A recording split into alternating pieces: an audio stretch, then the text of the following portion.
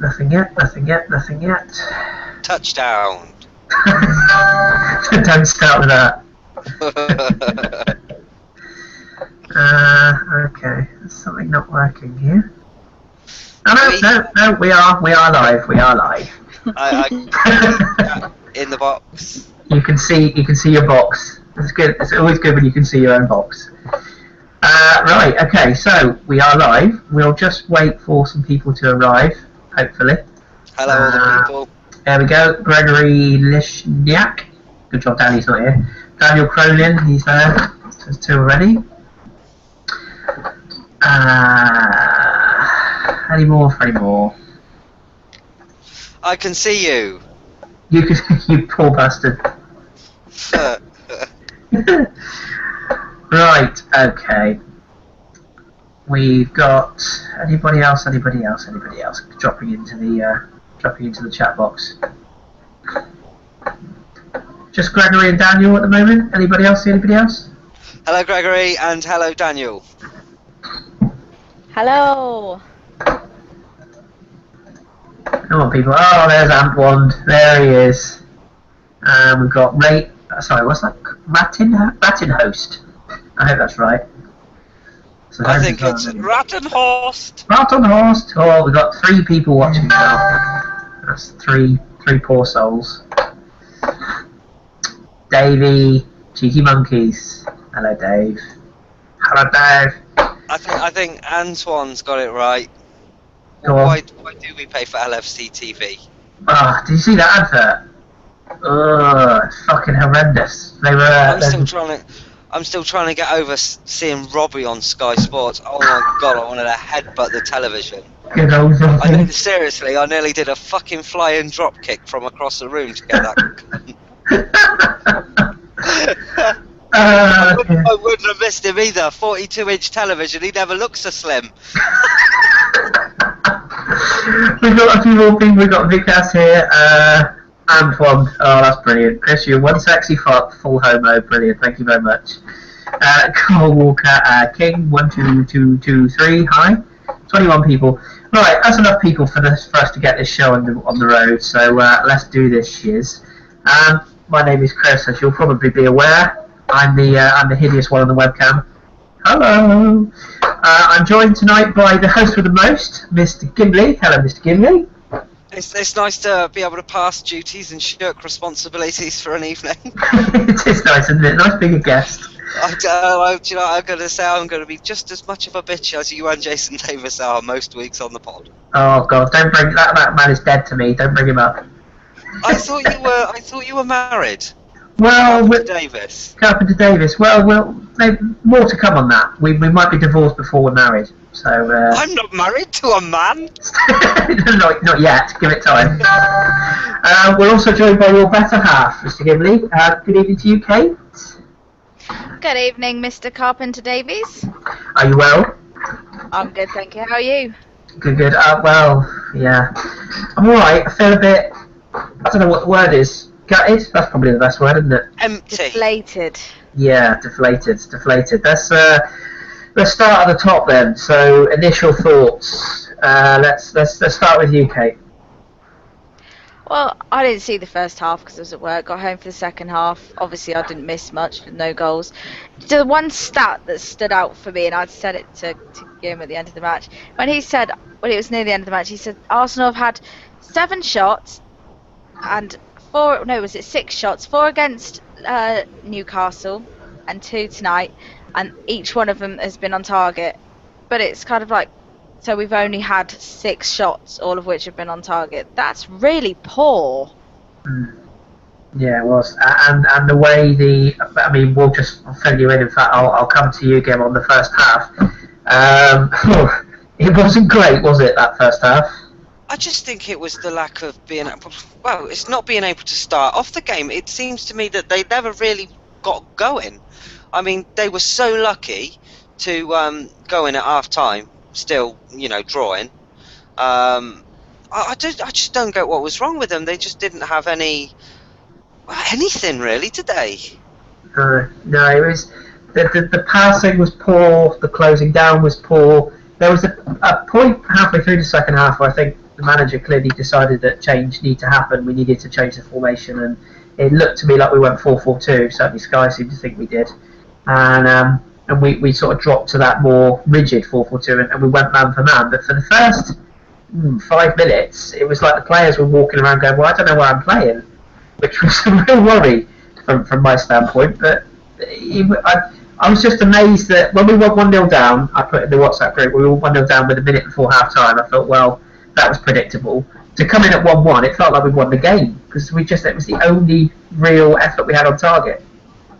It was. I mean, the whole tactical performance, and just whether that's down to the players or whether that's down to Arsene Wenger. I'm sure I'll have lots of people in the chat box now saying, it's Arsene Wenger's fault, which I can't really see past him, to be honest with you.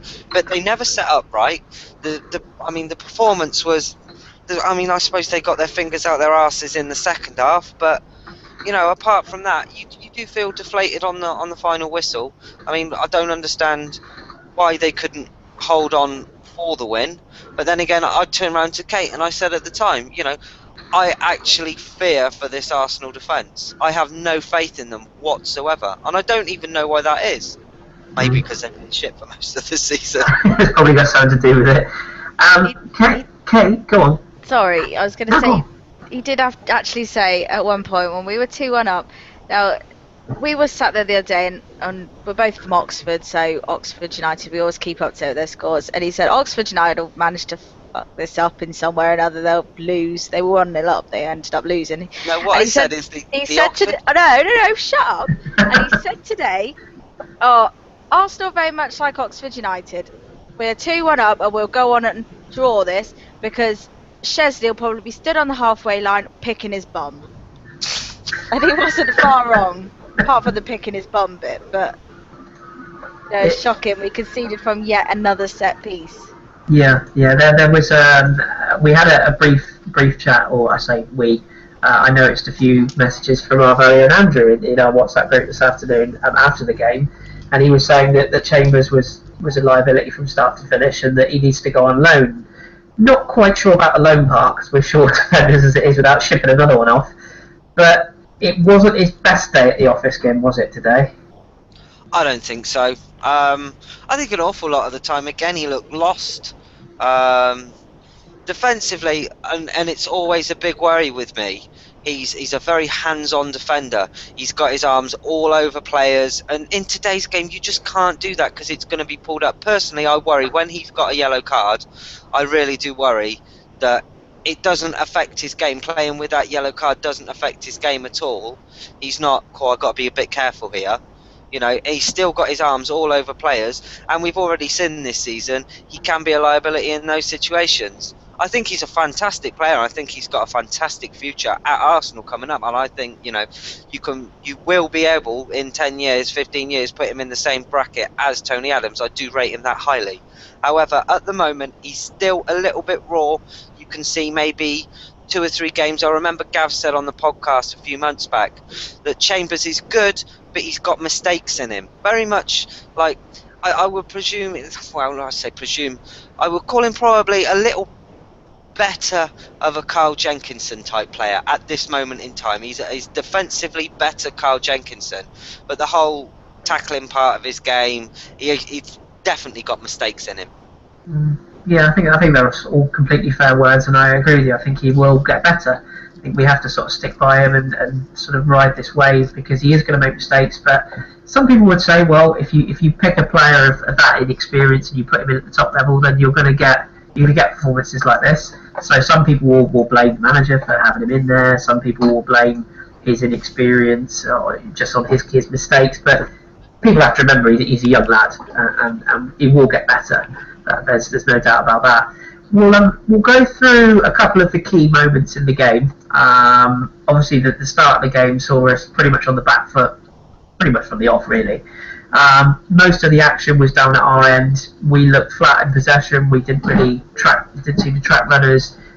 It was a pretty lifeless display. And then a minute before half time, it all sort of kicked off. It was almost like like the Arsenal UK was at work and they thought they'd save it all till the end of the first half, beginning of the second. We won 1-0 down. My concern with the Coutinho goal, whilst it was a good finish and a good bit of control to get him into that position, we gave the ball away. We then didn't press to get it back, and he was afforded an awful lot amount of space to tuck that away.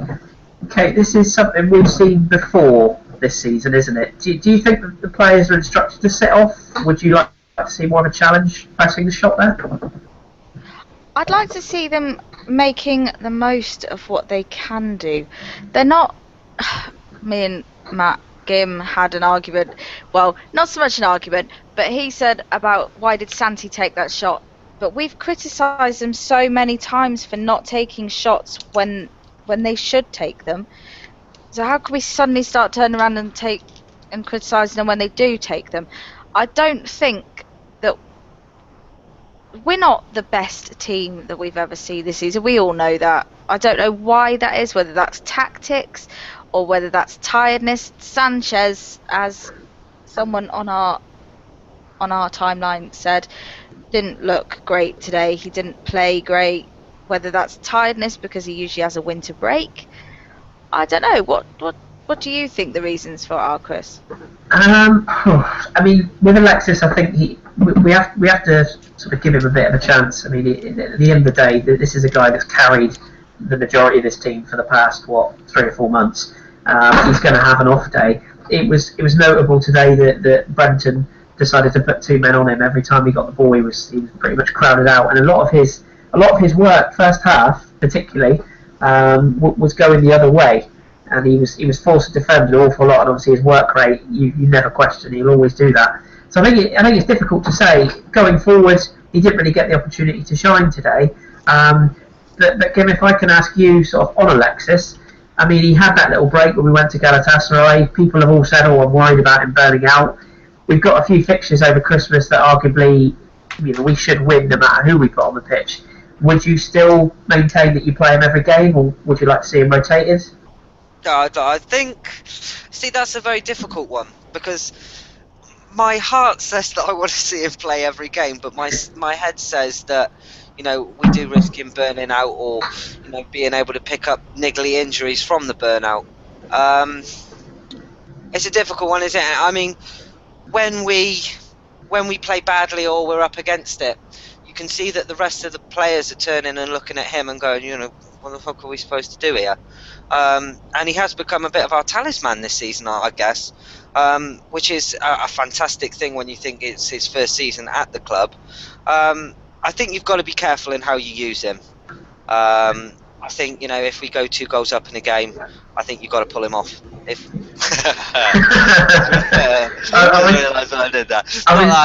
I was just going to say, speaking of pulling people off, Danny, our very own other producer, has just popped up in the chat room and said, "I'm naked, I've missed 12 minutes." So there's an image for everyone.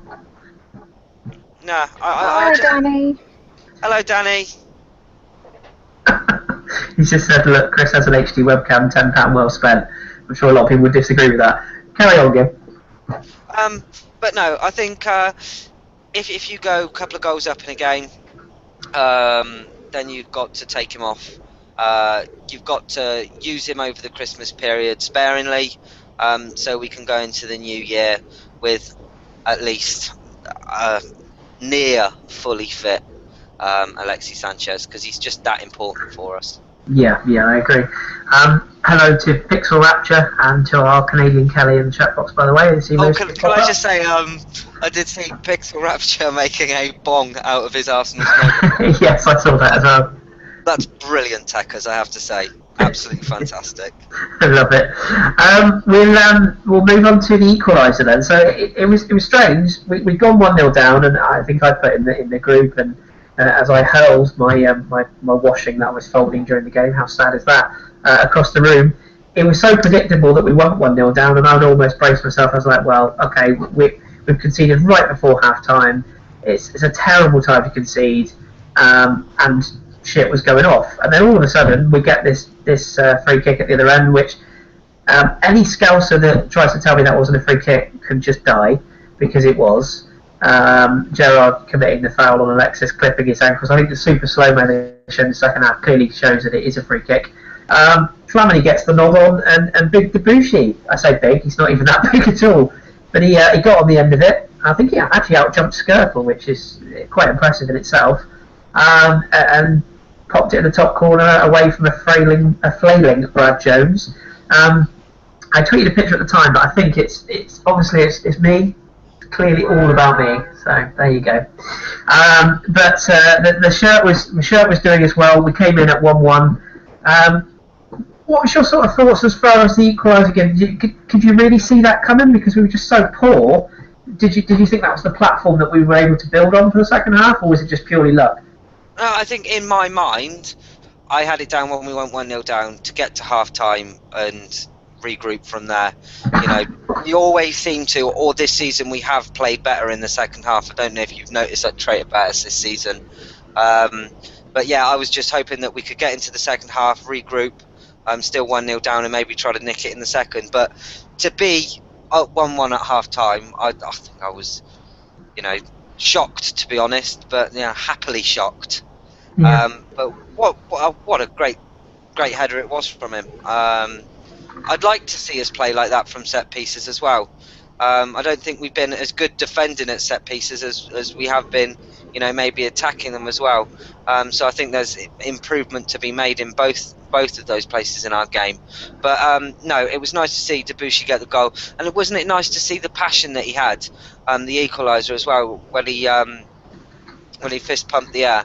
Just fantastic. I really, really do like Matt Debussy, but I think there's times that he could keep a bit of a more level head. He does worry me at times when he goes off on one, but fantastic player, settled in well, love him.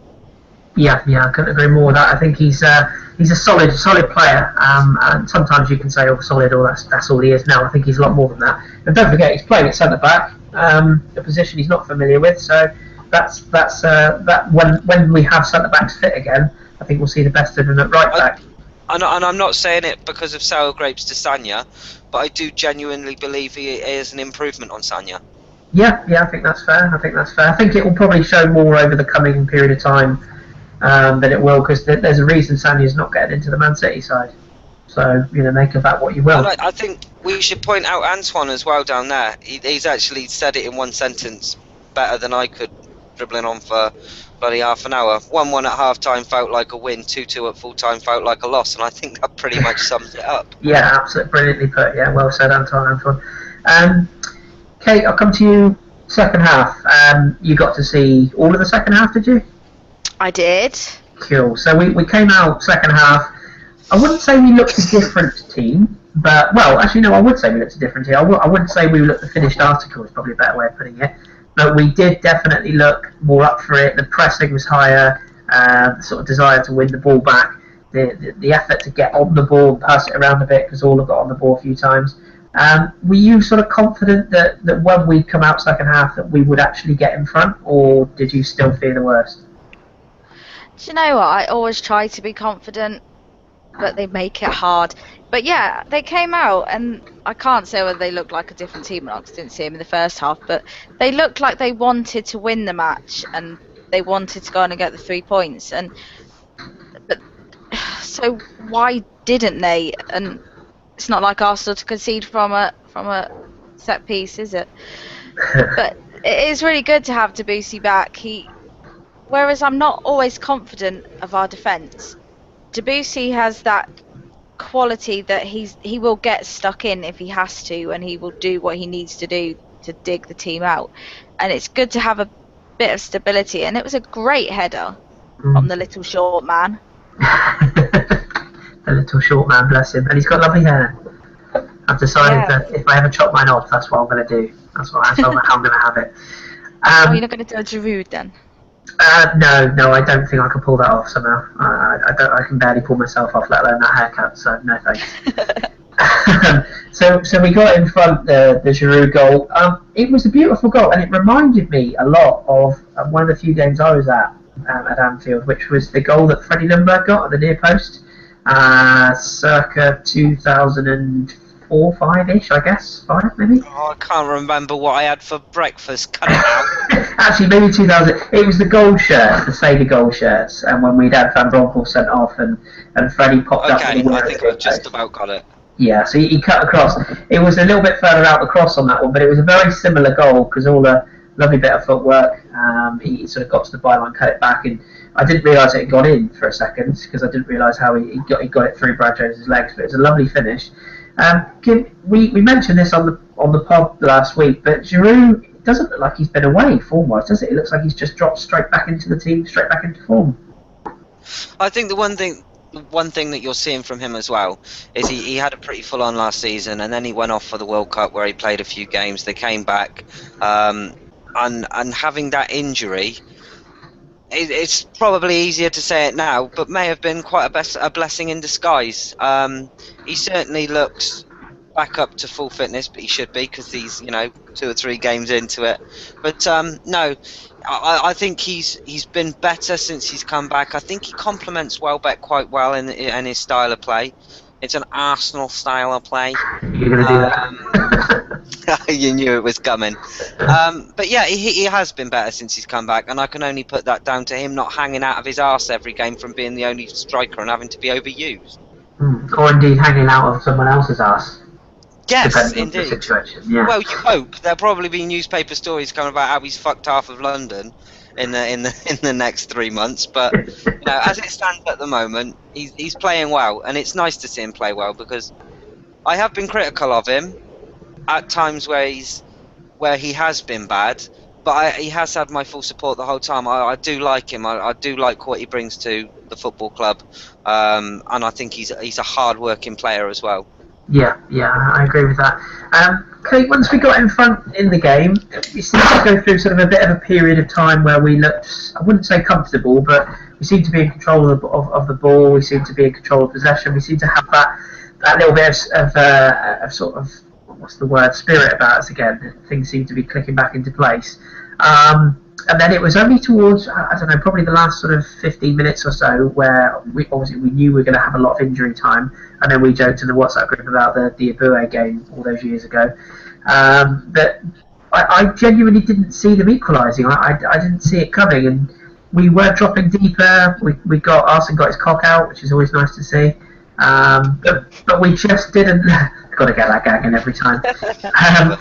To me, it didn't look like we were going to concede. And some people were moaning about the substitutions. I mean, Arsenal fans moaning. I mean, who'd have thought? That never happens. Never happens, does it? But I didn't think the substitutions were that bad. In fact, one of them, our own Don, was saying that it looked to him as if Oxlade-Chamberlain had maybe re-aggravated this groin injury, so he had to come off. And then the change for Coquelin for Giroud, I didn't think it was a bad change. Did you think that those changes were particularly bad? I personally would have taken Flamini off because he's a bit of a hothead. He was already on a yellow card, and we couldn't afford to have a player sent off. Flamini he wasn't a standout player in this match, so to have taken him off wouldn't have made a massive difference. I do sometimes question Arsene Wenger's thinking and substitutions, but I guess he's the manager. We have to go with what he says. But I personally would have taken Flamini off, especially when he was on a yellow card, and then Liverpool had a player sent off. The referee could have been looking to equalise that whole thing, and Flamini would have been probably the main person you would pick just because he is a hothead. Yeah. What's your thoughts on that? Oh, go on, Kate. Sorry, could I just say to King that apparently, according to Wikipedia, Mathieu Debussy is 5'10". So he's actually a bit taller than we probably think, I guess, because I didn't think he was that tall, if I'm honest. But interesting. Thanks for that stat. Kim, what was your thoughts on the substitutions? I thought again it was a little bit of tactical naivety from Arsene Wenger, if I'm being honest. I think when Barini got sent off, Liverpool did switch it about, and I actually could see the goal coming. I turned around to Kate and I said, "This will end 2-2." Confirm it. Yeah. She's gone quiet now. Denying it. No, I Sorry, felt the what's same. that? Did I not turn around to you and say that it was going to be 2-2? Yes, you did. Thank you very much. Because the goalkeeper would be picking his bum. Well, I didn't. Yeah, no, I did say that. But anyway, No, but I think they switched their formation about, and to be honest with you, I don't think we adapted to suit that. I think it was just pretty much chuck Monreal on, defend for your life, and I don't think that's necessarily the best way to go. Because I think when we've got our backs up against the wall, we underperform. Our defence was for the goal. I mean, Mertesacker for me has just, I don't know what's gone wrong with him. I really don't. The ball's coming in, and he's crouching down when the ball's coming like right over his head. And I'm just thinking to myself, what the hell are you on, man? I mean, someone's put there. Would you switch Chambers over into the middle, and put Bellerin right back? And I think at this very moment in time, I would, because I really don't know, or I'm struggling to say what has gone wrong with Mertesacker. He is absolute shit at the moment. I'll tell you if you like, Koscielny. Go on. Lauren Koscielny, that's what it is. I think when Mertesacker doesn't have Kos next to him, he doesn't seem to have the authority. He doesn't know whether to come to meet balls or whether to sit. That sounds wrong. He doesn't know whether to come to attack the aerial balls. That's even more wrong. But you know what I'm getting at. He doesn't seem to know whether to stick or twist, is what I'm getting at. Sometimes he'll come at anything that you put in the air, 9 times out of 10, he will win when it's coming at him. But from corners, I mean, there's a picture going around Twitter at the moment of him sort of crouching. I think that's incredibly harsh, because that's a still frame taken in the heat of the moment when a ball has come across, and you've got to watch the whole footage to see whether he doesn't get off the ground, whether he's previously shut or marked off, or there's a lot of things that can come into play. I haven't watched it back since, so I'd have to judge that myself. But you look at the best defenders in the world, and they see that ball coming in, and their eyes are fixated on that ball. It doesn't matter if there were 10 players in front of them; he would run just to get his head on that ball, and he wouldn't take his eyes off of it the whole time. Yeah. I mean, I think in January, I would go out and I would buy a fantastic, best in the world-class centre-back, and I would also buy someone that could be third choice as well. Yeah. So for me, I will probably go for 2 centre-backs in January. I don't think it's effective having one. I think, up top, I think we're all right. If he goes out and he buys, another winger or something like that, then I'd question what the point of that is. However, I think a defensive midfielder, or even a defensive midfielder, someone who could cover both roles, a third choice defender, I think that's got to be, without doubt, you've got to go out and get that without even thinking about how to strengthen your team. Yeah, I think that's fair. And then we said on the pod again, I personally would like Winston Reid as that quote-unquote third choice. I don't think he would be third choice. I think he would get game time, to be honest, but I would have him in there. And then the trouble you've got is if you're looking to bring in somebody world-class, in January, that is going to be very expensive and very, very difficult to find the right one. And B, I don't think we're the only side in Europe looking for a first world-class centre-back. I really don't. I think there's a lot of teams that are looking for them, and I'm not sure whether we would be at the head of the queue to get one. Obviously, that's a story that we'll probably come to in the new year, but we just got to go with what we've got for the time being. With Mertesacker, I think the Koscielny injury, the manager's already said that he has to go and strengthen because he can't rely on Koscielny's fitness, and we have to go and strengthen. But while we've got Mertesacker there, I just think we have to be a bit more street smart. That period of the game, I don't even know why we're defending that deep in the first place to concede that corner. We brought on Joel Campbell, who, whatever people think of him, is very quick. Why are we not putting the ball down the line and getting into the corners? Why are we not releasing our forwards and trying to take the game back to Liverpool? We're in front of the game. They're the ones that need the ball, particularly when they went down to 10 men. And I know people are saying, oh, how have we conceded a goal to 10 men?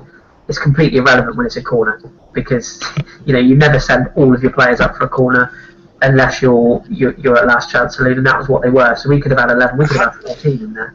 Quick one for you though, Kris. Had Giroud been on the field, would we still have conceded that goal? Well, that's the one, isn't it? I mean, it's tough to say because Skirtle is very good in the air. I'll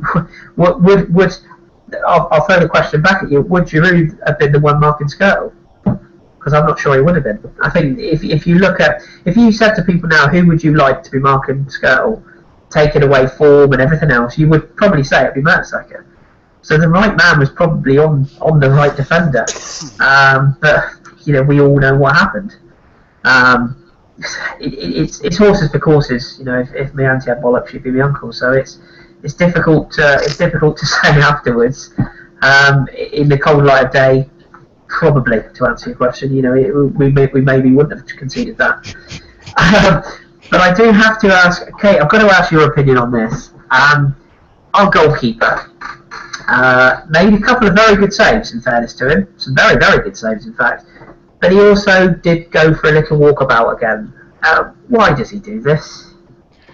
I don't think anyone can answer that, can they? It's like he gets bored and has to go for a wander round just to see what someone else is doing and see if the grass is greener on the other side of the line. I don't really know why he does it, and he does it in major positions as well when something is going on that we can concede a goal. And you're never 100%. When David Seaman was goalkeeper, I was always 100% confident with him, with his performance, with what he did.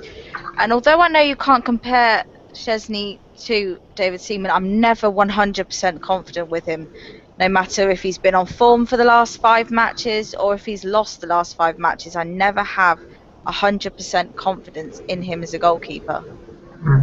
Maybe a lot of that is because of the defence in front of him being weak as well. I don't know. What can you answer why he goes walkabouts? I'll put the question to your other half. What do you reckon, Gim? I don't know. Personally, with Szczesny, I've never ever had a problem with his shot stopping ability or his kicking or anything like that. The only thing I have wrong with is decisions. Because sometimes he just totally makes the wrong decisions. I mean, look against Man United. I mean, what the hell was he doing there? I think he's a fantastic goalkeeper. Obviously, he's a fantastic goalkeeper. But I think someone needs to sit there and teach him when he needs to rush forward, when he needs to come out, when he needs to stay on the line, when he needs to make himself big.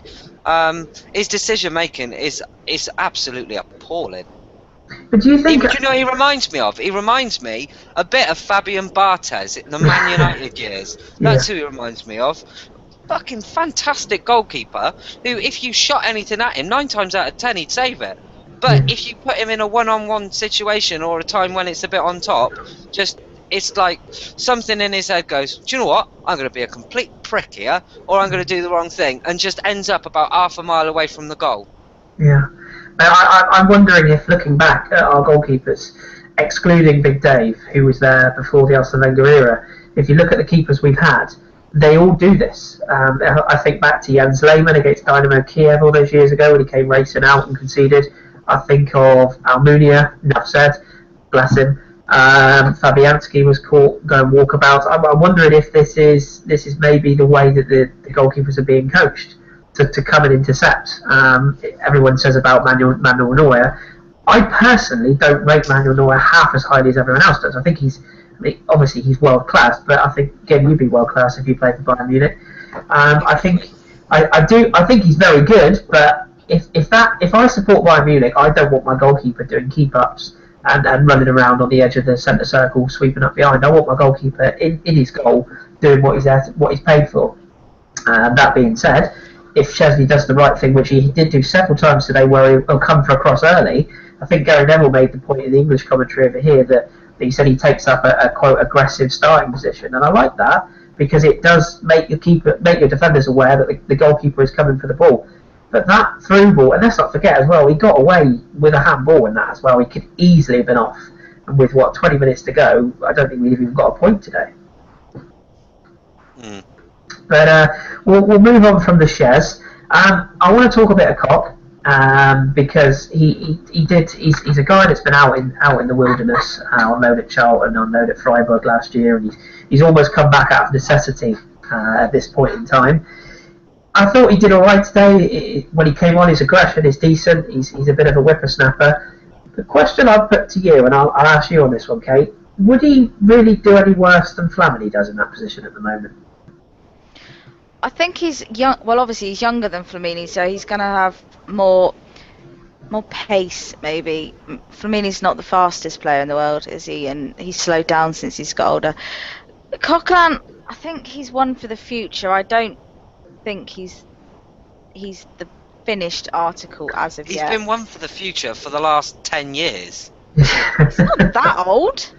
He's 24, is he? 25? I'll look it up, carry on. For me, it seems like he's been around for about a decade, though, doesn't it? I've never really rated him, however, I don't think he did too badly today. And I think we can look for an improvement on Flamini and Arteta. He's actually 23, but we signed him in 2008, so what would that make him? That would have made him, what, 16 when we brought him in? Maybe he's just stunk out the club so much, it just seems like he's been there for longer. I mean, he's got, I know our other Jeff, chief blogger, shout out to chief blogger there, he said in the WhatsApp group at the time that he didn't really do very well on loan at Freiburg last year when he went to play the Bundesliga. And there's a few circumstances which led to that. He was being played as a left winger in Germany, which is definitely not his position, and he fell out with the coach as well, and then pretty much didn't play. So he came back this summer in pre-season as almost a fresh body, but he played against Southampton in the Carling Cup, was man of the match at fullback. So I don't think he's a player that we should be looking to get rid of necessarily. Don't get me wrong, I'm not sure he's first team quality, but looking at what Flamini does at the moment, I'm not sure. You know, will he really do any worse in that position? He's athletic, he's quite quick over the ground, he's strong in the tackle, probably a little bit too snappy at times, but isn't that what we've all been crying out for? Somebody to put their foot in. Yeah, no, you're right. That would be my only thought on him. I say I'm not saying he's the second coming of Jesus, but you know, he wouldn't do a bad job. I did see you were there today, Chris. Yes. You were holding a banner saying that you had Brendan Rodgers back. How nice of you. Yeah, I got Brendan Rodgers back. I've got Brendan Rodgers back, and I'll hold him down and stab him profusely in it. I was going to say you got Brendan Rodgers back and a knife in one hand. Absolutely, he's a twat, isn't he? That bloke. Let's be honest, he is a twat. What's wrong with his lips? He's got What's wrong with his horrible face? He's I reckon he's had the Phil Brown treatment. I think he's had the work done. I'm convinced. He just looks like a puppet, doesn't he? He used to play football from the town that I was from. I used to grow up. I grew up in a town called Whitney, which is just south of Oxford. And he played football for Whitney Town. I'd never actually realised that until I looked at his. He managed them, didn't he? No, he played for Whitney Town. Oh, wouldn't shout about either, to be honest. Jesus. He's still a cunt. No, I didn't. I think the weird thing is if we sort of sum the game up as a whole. I mean, if somebody had said to me last night, well, actually, okay, what was my prediction for the game today? I seem to remember it was 2-2. 2-2, I think. Yeah. Yeah. So yeah. Didn't get the scorer though. No, I've got to get one right every once in a while. But it honestly, if you'd have said to me last night, would you take a 2-2? I genuinely would have, just purely because of last year. I was scared shitless, and I just thought, I mean, okay, yeah, it's not the same Liverpool, etc., etc. But I just thought, if we turn up like we did at Stoke or whatnot, I'm just worried. But at 2-1 up with that period of time to defend it, like Kim said at the outset, it genuinely feels a bit like a kick in the bollocks, and it feels a little bit like a defeat. And we go on next to the Boxing Day game at QPR. Now, surely, and Kate, I'll ask you on this one, surely there's room for rotation in that game, even if we rotate heavily. Surely we'll beat QPR at home, won't we? I think he's got to, but then have we got the depth for him to rotate to that extent? He needs to. But what players would you swap in for whom? But we've got Theo Walcott on the bench, haven't we? He was back today. Why wasn't he? Oh God, I can't get my words out. It's been a long day. Why wasn't he used? I think from I think from what Don was saying on the pod the other night, he's had quite a long layoff, and I think they mentioned it in commentary as well. I think he's going to be eased back gently, so he'll probably get maybe 20 minutes in the next game, then maybe 30 the next. And I don't think we'll see him properly used until the new year, to be honest. It's a shame. He came back and then looked so promising, but hopefully give him till the new year, he'll be back and he'll be the Theo Walcott that we all love. Yes, indeed, absolutely. Kim, is there anyone else you would rotate? I mean, like Kate said, there isn't a huge amount of options available to do that, but Is there anyone that you would like to see given a bit of a rest for QPR? I just Rosicki is a player that I'd like to see come in, but I don't know if he's injured or not at the moment. I think he is. I think he was carrying a little bit of a knock somewhere. I'm not quite sure where, but I'm pretty sure he was out of today's game with injury. Yeah. Then I can't see how you're going to switch your team about at the moment. I think it's too threadbare, really. Of course, you can change it about where you can. Maybe give Cock a game. Yeah. As someone's put in the group, played for Charlton and he got man of the match nearly every game. Yeah. He can only win fans over. So give him a chance. Yeah. And Carl Walker has also put in the chat box there. Podelski, the QPR game, and that's a change that I would be personally. I'll go with that. I'll give Poldy some game time because I think when we've seen him play this season, he has been hit and miss, but he scored goals even if he's been missed. Yeah. So, and there was a stat, wasn't there, about QPR that all of their they've how many points they got? 17 points. Every single point's been at home. So if we ship any points to them, having got no points on the road at home all season, I mean, I just can't even imagine the reaction to that. But if you look at those games, I mean, it's QPR at home. We've got West Ham away, which they're fourth in the league. They're no mugs. What I would say is, I think it's only a matter of time before their Southampton bubble bursts. Surely, I'll give Joel Campbell a go as well. Yeah. I don't see why not. Who would you be resting? Sort of, we're looking at sort of a Welbeck. I mean, if Oxlade-Chamberlain has done his groin again, that's going to be another 2 or 3 weeks. Is there anyone else? I think without a shadow of a doubt, you're going to see Chamberlain rested. Yeah. It was touch and go whether he'd do this game, wasn't it? But I think, it was. Yeah. But yeah, Chamberlain. I'd probably see Alexis. I'd like to see Alexis have a week off from it as well. No, I wouldn't like to see it, but I think it'd be good for him. Yeah.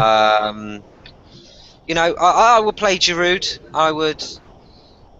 What's Sanogo doing? Is he injured still, or is he? No, there's talk of him being shipped out in January on loan to DFS possibly to strengthen him up. But no, he's going to be sent on loan from what we can gather. Which usually, when the manager decides that a player is not useful, he generally doesn't get seen again until he's come back off loan. So I don't think he'll be an option. But then who knows? The options up front really are Welbeck or Giroud, aren't they? Because I don't think he's ever going to play Podelski or Campbell through the middle. I think he'll play them wide. Unless, of course, he decides to put Theo Walcott through the middle, which, weirdly, didn't he play through the middle against QPR last year? I seem to remember. Maybe. You might be right there, yes. Poor memory. But I think moving forward, I'll tell you actually one thing we should address. And I hate addressing it because it really pisses me off. But it took precisely about 2 minutes for the wonderful Arsenal supporting Twitter folk to jump onto to Twitter after the game and call people, the manager and various other people names. I mean, how much longer does this carry on? I mean, it's a point away at Anfield. Okay, it's a poor Liverpool side, but it's a point away from home. We haven't been beaten.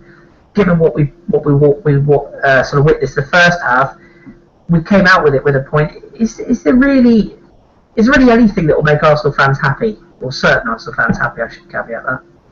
No. I've been on Twitter about 4 years, and I can honestly say I've never known a time when all the Arsenal fans were happy. Actually, probably one day, Alexis Sanchez. I think you would have had to have been a pretty monumental prick not to have been happy when Alexis Sanchez signed if you're a Gooner.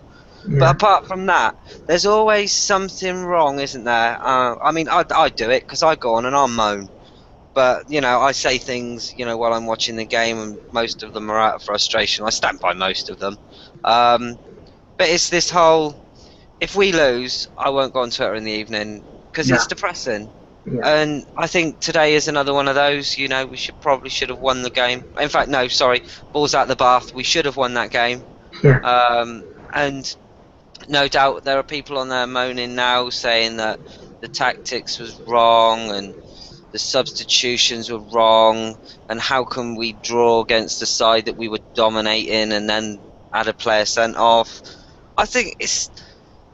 But some of our fans are just completely moronic, aren't they? And I think there must be something that they put in the milk on Twitter. There must be. I mean, look at the debacle over the last 3 days of Indygate. And I genuinely, honestly believe that some of our fans that take on that are an absolute embarrassment. You know, you read it and you just have your head in your hands sometimes thinking, do you believe the shit that you say? Well, you'd have to hope so. Because you can't believe that half of them can be that deluded. Yeah, I think maybe the only safe way to go on Twitter after an Arsenal game is pretending to be someone else. So we'll move on. Kate, we'll turn it over to our listeners or watchers, whatever they like to be called, for some questions. One of them that I just saw nick through the chat box there, which Danny is addressing as well, was from Carl. I think it's from Carl. Was it from Carl? Somebody. No. Daniela? Yes, it was Carl talking about the set plays. Yes, Daniela, the Jufpi. But both Danny and Carl were talking about the set plays, and Danny was saying we don't really have set plays, in that we really don't take them very well. I was listening to the Arscast extra the other day, and somebody put a question in. They said about, is it the fact that when we take corners at the Emirates, they're taken, there's like a sort of a slope almost where they take the corners from, and I thought, oh, maybe there's something in that. Maybe we're not getting the trajectory on the ball. But then I watched the corners we took today, and the first man every time. And these are corners from Alexis and from Cazorla, players that are probably our two most technically gifted players.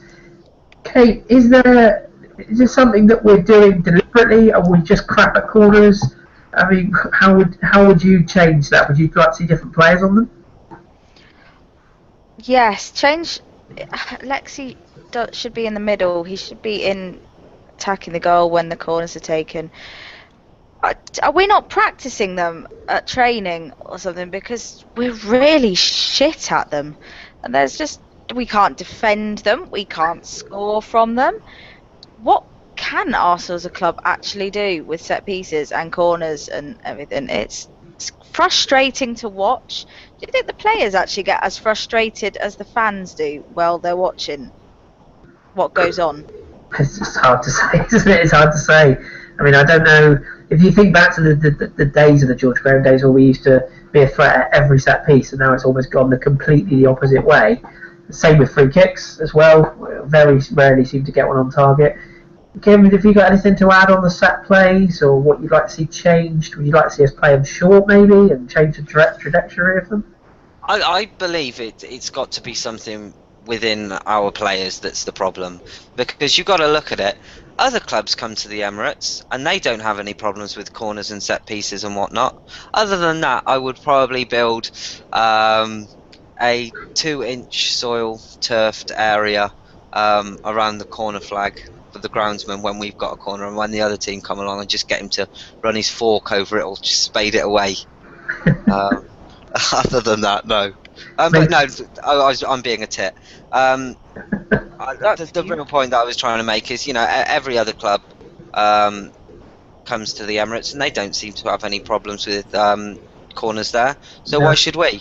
If it's a problem, and we are playing, our games at that ground, then why shouldn't we be addressing it by learning to take corners in the same kind of scenario at the training centre or the training field?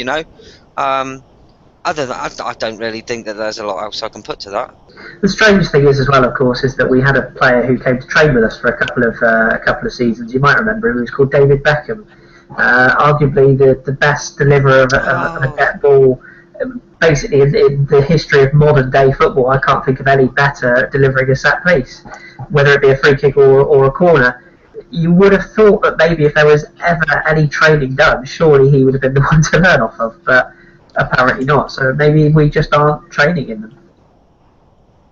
Well, no, it's worrying, isn't it? Definitely.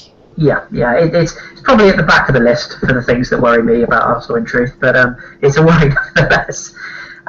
We should also just very briefly cover we mentioned it the other night about what Don was saying about the injury situation and whatnot. We've got these couple of games, and then we get into what we call silly season. I'm sure we'll do another hilarious transfer deadline day pod at some point in January on the last day. But I'll ask you both. You're allowed 2 players in January, and I only think we'll get 1, but you're allowed 2. Who would you go for and why? I'll ask Kate first. What was that? Sorry, I wasn't listening. How Could dare please you? repeat the question? No, I was Yeah. watching one of my fishes in the tank that's being pulled apart by one of the other fishes. Oh, lovely. But carry on. Live mutiny on the pod tonight. I was just going to say, of the transfer window that's coming up when we get to January, you're allowed 2 players, realistic players, obviously. Who would you bring in and why? I would bring in. I think I'd probably go with your thing of Winston Reid, because from what I've seen of him, and now I didn't rate him as a player, but then I looked up on him because I figured, you have to give everyone a chance. From what I've seen of him, he could be a good addition to the squad. And I think he's quite realistic too. Yeah. And he's not a massive world superstar, is he, that we're going to try and fail to bring in. But can I have a Cavani as well? Because I would love to see a Cavani. I can't see it happening, and it's probably not realistic. But in an ideal world, they're my 2 players. Fair enough. Again, would you have anyone different? I'd have first of all, I'd have a Matt Hummels. I think if we can get him at the right price. I say Matt Hummels, either that or any world-class defender that's willing to come. And a defensive midfielder, because I think that's somewhere where we really need to strengthen. We can't rely on Arteta and Flamini. That's apparent that that's not going to happen. Yeah. So a world-class central defensive midfielder and a world-class centre-back. And I don't think with every player that we've got back fully firing and fit, we'd be too far of the league then. I really don't. Yeah, no, I think that's fair. We've got a couple of people adding in the chat box, so I'll go through a couple of those. There's Met, is that Met Logs? Yes, I think it is. Christopher Kramer and Tyrone Mings. Mings is the lad with the link with the Ipswich, and Kramer is the lad on loan at Mönchengladbach from Leverkusen. Kramer and Kondogbia from Rifat Islam. And as I said, Kramer and Reid. Same sort of names coming up, really. Kondogbia and Kondogbia with Sari. I personally think we'll only get 1. I think it'll just be a centre half, and I think Winston Reid is ticks all the boxes. That being said, I think we said it on the pod the other night. It wouldn't be at all surprising if we brought in a French under-12 international and stuck him at right back or centre back and said off you go. So you can never second guess the manager. Someone else put Ian Bones, Subotic and Schneiderlin. Kim, did you see what happened to Dortmund again yesterday? No, I didn't. Drew 2-2, second bottom of the league. They drew. Sorry, they lost. They drew 2-2 the other night. They lost 2-1 yesterday to Werder Bremen, who were bottom of the league at the time. They're now second bottom going into the Christmas break in Germany. See, Danny raises a good point down there, and Villa on loan. I mean, a lot of people have said that he never left London Colney. He can't even get in the Inter side, and Inter are terrible. That's coming from an Inter fan. I'd try him out. Like I said, you really, at this stage in the season, this season is a write-off in terms of the league. So you've got to try and get the best league position that you can possible. Villa on loan, I would say, still better than Arteta and Flamini. I can sort of see your point there. Isn't Asada Diarra a free agent as well? Should we just go the whole hog and get him back as well? Oh no, don't want him. I wouldn't be surprised. He's got a head like a bell end. He has, dolphin head. He also, we talked about it on the pod, the Musa Sissoko link. I don't know if you guys watched the Newcastle Sunderland game earlier on today, but he was immense. Like, he was just terrific. Okay, Sunderland won the game. I think they actually gave the man of the match to Seb Larsson, ex-Gooner.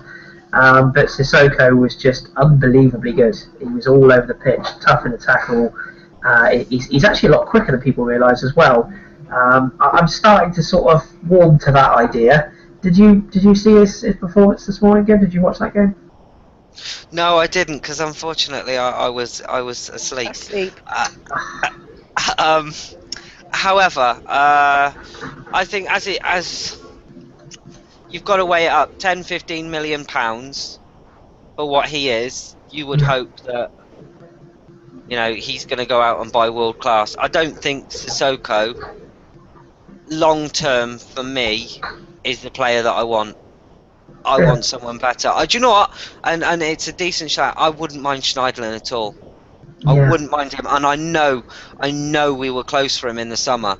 And a lot of people, whether you choose to believe me or not, but you know as well, Kris, from, you know, having a bit of the inside scoop from doing the pod, that we were so very close to him in the summer. Yeah. And I'd like to think that maybe, you know, if we can try and resurrect that deal, you know, he said things about Southampton, he tweeted things, you know, I know he doesn't want to burn his bridges, he's back playing, but for every game that I see him play for Southampton, he's been fantastic. Yeah, he's Dom's favourite as well, isn't he? Dom gets weak at the knees every time we talk about him.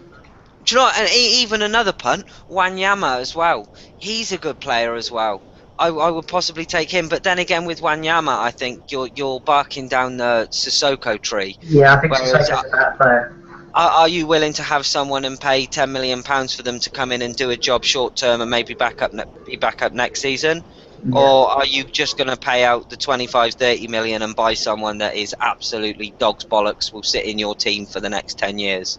Yeah, exactly. And that's the thing as well. You've got to look at. Danny made a good point as well there. Inter Milan are playing Lazio tonight, and Villa's not even in the squad. And are we really at the stage where we're looking to buy other players or other teams' cast-offs? I mean, you know, I love Debussy to bits, but we bought him from Newcastle.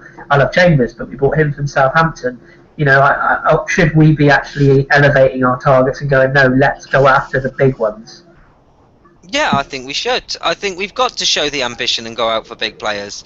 I think regardless of whether it's January or whether it's in the summer, these players are available. Money will always turn heads. We've got money. We don't have to worry about that. You know, it's always been the case that we identify a player, we put in a bid that's 10-15 million below the asking price of what the team would sell them for happily, and then someone like a Chelsea or a Man City comes along, pays what they want, and then they steal them from under our nose. And I'm so sick of that whole kind of logic and the way that we do our business. I mean, it was refreshing to see a few seasons back when we went and got Cazorla and Giroud and Podolski, and we went out and we did that within like the first month of the window, and it was like, do you know what? We've got the players there, they're all together, they can start to gel as a unit, get to know each other, the styles of play and the extra month that you get in training. Go out and do your business early. Identify your players now, find which ones you want, check the availability on them, because asking to see if they're available or asking to see what price that they'll go for is not tapping up a player. That's only showing interest, which at this point in the season isn't illegal. Show your interest, show your hand, bid what it takes, what the actual club want, and get it done early. It's not difficult. Yeah, I tend to agree with you. I think there's two points on that. One is that you're probably going into the territory of who's doing our negotiating again. You know, is the manager in charge of everything, and is he just not, you know, does he need to delegate that to someone else? And two, has anyone seen Dick Law? Because I haven't for a while, so I wonder what he's doing with his time. The most anonymous man at Arsenal. Yeah, absolutely, as well as the chairman, of course. There's a couple of other people put in the chat group, and again, we addressed this on Thursday, so if you haven't listened to Thursday's pod, please do. But a couple of people, Carl and King, 122223, said about Kabay. We mentioned him before. Yes, PSG do want rid of him, but again, I'm not sure. He's an upgrade on our sort of a central midfield option. He's an upgrade on an Arteta or on a Flamini, for example, but he's not the Schneiderlin type that we're looking at. And just on Schneiderlin, the fact that he stayed this season, do you not think it has a little bit of a whiff of Fabregas in his last season at Arsenal about it, where he sort of said, all right, you know what, I'll give you another season, and then next summer I'm off. Do you reckon that could be the way that's going? Yes, I do. Yeah. Obviously, right, I mean, you've got to look at it. If any Arsenal player put on Twitter, oh, that's it, I've had enough of the club, I want to go, I'm being held here against my will, fuck off then, mate.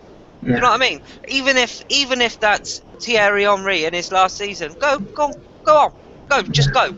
We don't need you here. We don't need players that don't want to play for the team. We don't need players that aren't committed to the cause, that aren't going to give 110% every game. Yeah. You know, I mean, if he doesn't want to be there, let him go. They're gonna pick up top money for him. He's not gonna go for anywhere less than 20 million.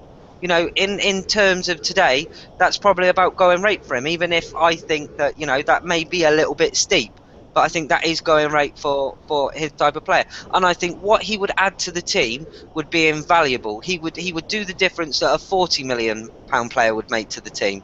So I'd say if he's available, as I've said before, the money isn't a question. Get the boy, bring him in. He's Premier League ready, and that's a term that I hate, but it's true. He is Premier League ready. He knows the league. You know, he could be playing for Southampton one week and the next week be playing for Arsenal and fit in comfortably to the team. Yeah. In my belief, and I think he is the man that probably should be top of, you know, most Gooners' Christmas list for January. Yeah, I can't disagree with any of that. I want to say hello to Solo Gooner and Natasha Nunes as well. They've popped up in the chat box. They're both regulars in this parish. Kate, I'll just sort of come to you in summing up overall today then. So we come out of it with a point. We go again against QPR. I'm just going to give you the next 4 league fixtures, which are over the Christmas period. So QPR Boxing Day, West Ham away on the 28th. On the 1st, we're away at Southampton. Then we've got the FA Cup tie at Hull, and then we're at home to the Orcs on the 11th of January. Excluding the FA Cup tie, would you accept anything less than the 12 points from those 4 games?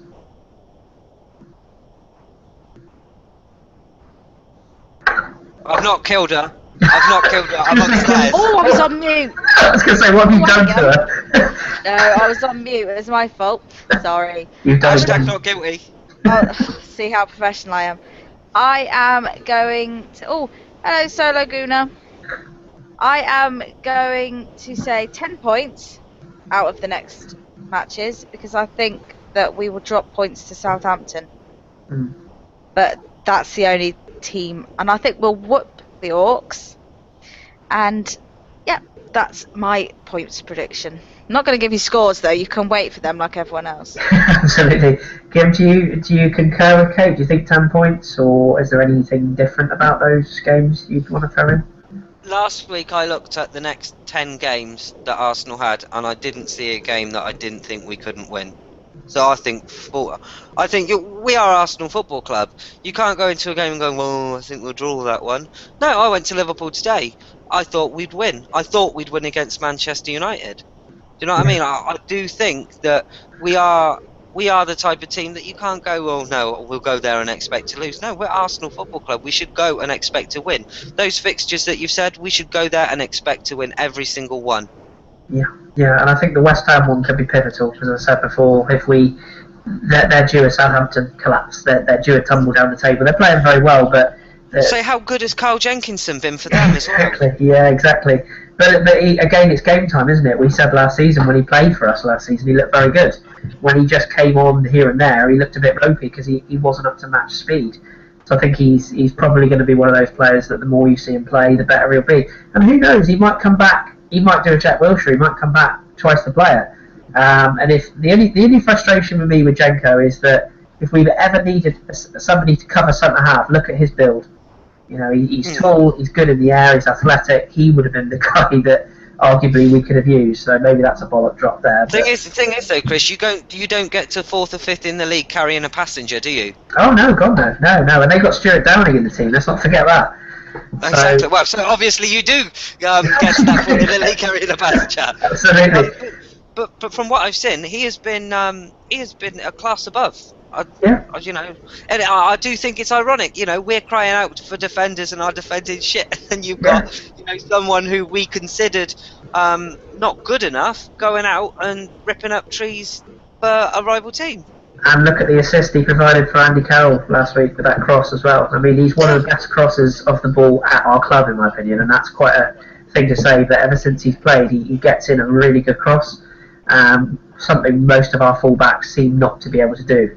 I think Debussy is quite a good deliverer of a cross, but obviously when he's playing at centre half, that's not going to happen. So maybe when we get Cos back, I say, but maybe, hopefully, please God, get Cos back.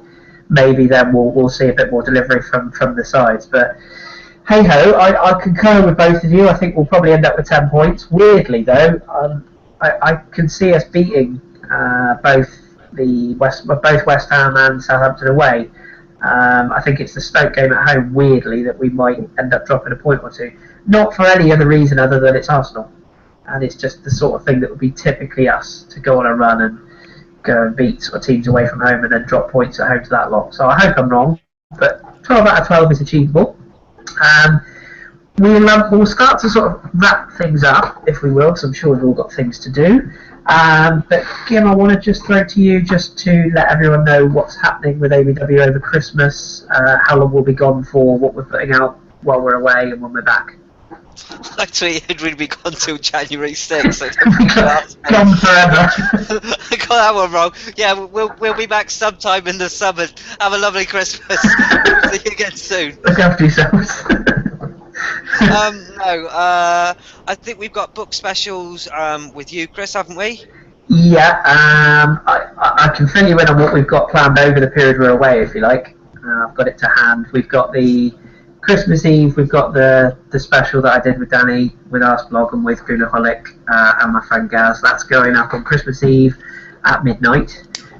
So once everyone's sick of Christmas, if they aren't already, then they can have a listen to that. We'll fill your stockings with a little bit of ABW at Christmas. Oh yes, and who wouldn't want that?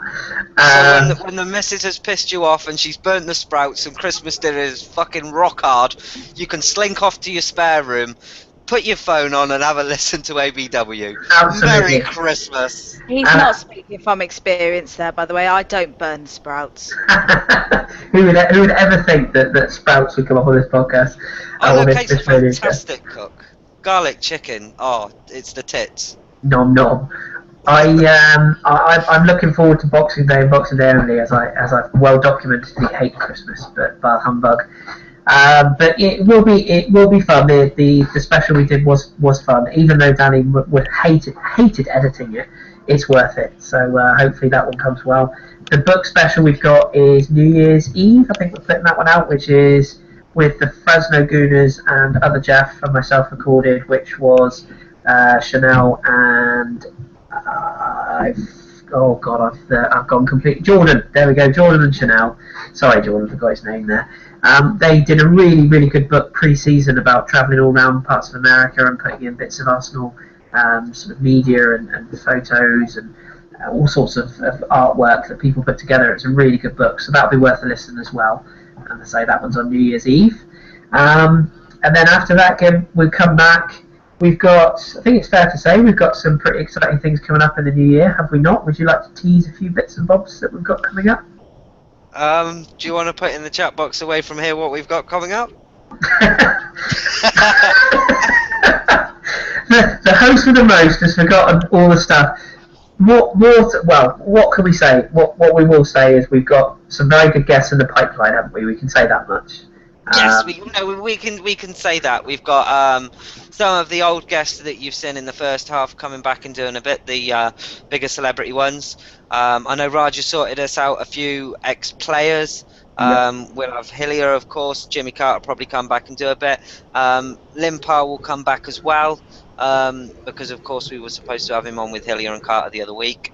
I know Rodgers sorted out some cracking guests for the second half of the season. Yeah. And of course we'll have the same great panelists there every week. I'll be hosting. Danny will be making a tit of himself, eating mini cheddars off of his belly, while editing the podcast and whatnot.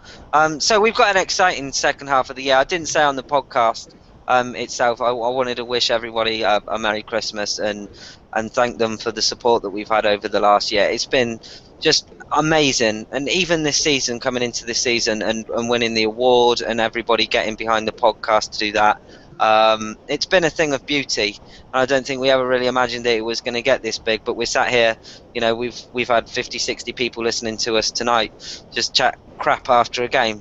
And I'd just like to say a massive thank you to everybody, because it couldn't be done without you, and you give us the inspiration to carry on.